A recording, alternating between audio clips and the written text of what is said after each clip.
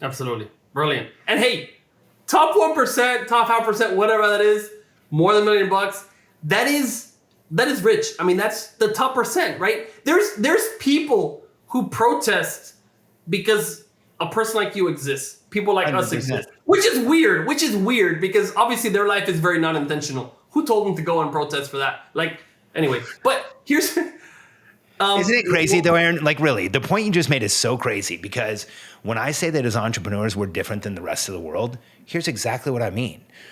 The rest of the world calls us the 1%, and it's not a compliment. It's actually an insult. In any, right? In any other discipline, if you're in the top 1% of marathon runners, you're a winner. If you're in the top 1% of baseball players, you're a winner. If you're in the top 1% of anything else, the world says, hey, you're really good at what you do. If you're in the top 1% of success, you suck. And isn't that weird?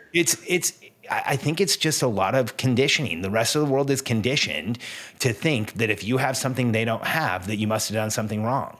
What entrepreneurs, what people don't see is what I see with entrepreneurs. The more they earn, the more lives they're changing. The more money they're making, the more of a contribution they're making. The more, and this is in my world, in the companies I coach, when they make more money, they are absolutely changing the world and contributing at the highest level. So when somebody says, in an insulting way, the 1%, it's one of those places where I will often engage in a high velocity conversation with them until I convince them that they're wrong. Yeah. No, I love that. And the thing that you're saying too is which companies, because as you're saying, when you're in your 20s and you're going for this money and you don't have a vehicle that you want to pour that money into, you don't have a charity, you don't have a goal, you don't have a purpose to push that money into, then that money is useless. It's useless in the bank. It's actually funding war and funding horrible things. Our tax money, unfortunately, a lot of it funds terrible activities.